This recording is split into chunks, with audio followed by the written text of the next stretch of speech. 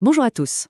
Quand on se lance dans le monde du drone FPV, il y a une question qui arrive tout de suite sur la table, une question fondamentale. Est-ce qu'on part sur un système vidéo analogique ou numérique? Aujourd'hui, on va décortiquer ce choix, parce qu'il définit vraiment toute l'expérience de vol. Alors juste pour être sûr qu'on est tous sur la même longueur d'onde, FPV ça veut dire quoi? First Person View, ou vue à la première personne. En gros, c'est la magie de mettre des lunettes et de se sentir transporté comme si on était dans le cockpit du drone. C'est une immersion totale, une sensation de vol absolument pure. Pour que cette magie opère, il y a toute une chaîne de matériel qui bosse en coulisses. Ça part de la caméra sur le drone, bien sûr. Le signal est envoyé à un émetteur qu'on appelle le VTX. De là, il voyage dans les airs jusqu'à l'antenne sur nos lunettes. Un récepteur décode tout ça et l'affiche sur les petits écrans. C'est ce flux vidéo qui est au cœur de tout le débat. Bon, on entre maintenant dans le vif du sujet, le grand débat. Et attention, il ne s'agit pas juste de choisir entre une vieille et une nouvelle technologie. Non, c'est un vrai arbitrage entre deux philosophies de vol complètement différentes. Et le voici, ce compromis fondamental. D'un côté, on a la qualité de l'image, la clarté, les détails, la beauté du paysage. De l'autre côté, on a la latence et la robustesse du signal, c'est-à-dire la vitesse à laquelle l'image nous arrive et sa fiabilité. Pour l'instant, on ne peut pas tout avoir, il faut faire un choix. Commençons par la vieille école, si on veut, l'analogique. Pour bien comprendre cette technologie, il faut se mettre dans la peau d'un pilote de course. Un pilote pour qui chaque milliseconde est cruciale. Et voilà le point clé, le nerf de la guerre pour l'analogique, une latence quasi nulle. Le décalage entre ce que la caméra voit et ce qu'on voit dans les lunettes est presque instantané. Pour un racer qui doit passer une porte à toute vitesse, cette connexion directe, c'est tout simplement non négociable. Alors du coup, à quoi ça ressemble une image analogique? Eh bien, il faut s'imaginer une vieille télé. La résolution n'est pas folle, les couleurs sont un peu délavées, mais tout ce qu'on perd en beauté, on le gagne en réactivité pure.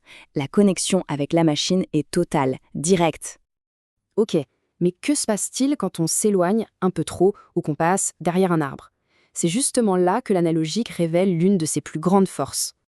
L'image se dégrade petit à petit. On appelle ça de la neige. C'est du bruit visuel, des parasites qui apparaissent à l'écran. Mais, et c'est ça qui est important, on peut toujours distinguer les formes, les obstacles et surtout la direction pour revenir. C'est une dégradation gracieuse qui, très souvent, permet de sauver son drone. Allez, on change complètement de perspective. On passe à l'ère numérique. Là, on n'est plus dans la tête d'un racer. On est dans la peau d'un cinéaste, quelqu'un qui veut capturer des images à couper le souffle. Et là, il n'y a pas de débat. Le point fort du numérique, c'est ça. La qualité d'image est en haute définition. Les détails sont incroyablement nets, les couleurs sont éclatantes. Ce n'est plus juste du pilotage, c'est comme avoir une fenêtre grande ouverte sur le monde. C'est tout simplement magnifique. Mais le numérique a un talon d'Achille, et il est de taille. Quand le signal commence à faiblir, à la différence de l'analogique, il ne se passe rien. L'image reste parfaite, en HD, cristalline. On a vraiment l'impression que tout va pour le mieux, jusqu'au moment fatal. D'un seul coup, l'image se fige. C'est ce qu'on appelle l'échec brutal.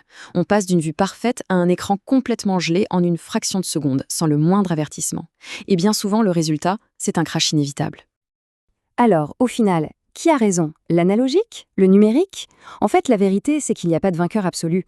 Le meilleur système, c'est celui qui est adapté à ce qu'on veut faire. Ce tableau résume parfaitement le match. Qualité d'image, le numérique gagne haut la main avec sa HD. Côté latence, l'analogique reste le roi, avec sa réponse quasi instantanée. Et enfin, le comportement du signal, on a la dégradation progressive et rassurante de l'analogique contre l'échec brutal et sans pitié du numérique. Le choix est un pur arbitrage entre ces points. Tout dépend donc du type de pilote qu'on est. Pour les compétiteurs qui cherchent la performance, une connexion sans faille avec leur machine, l'analogique reste très souvent le choix de prédilection. Pour ceux qui veulent créer des vidéos époustouflantes, qui veulent en prendre plein les yeux, là, le numérique est une évidence. Et tout ça nous amène à la question finale. Est-ce qu'on pourra un jour avoir le meilleur des deux mondes, combiner la clarté incroyable du numérique avec la latence ultra faible de l'analogique? Eh bien, des technologies émergentes comme HD0 tentent de relever ce défi.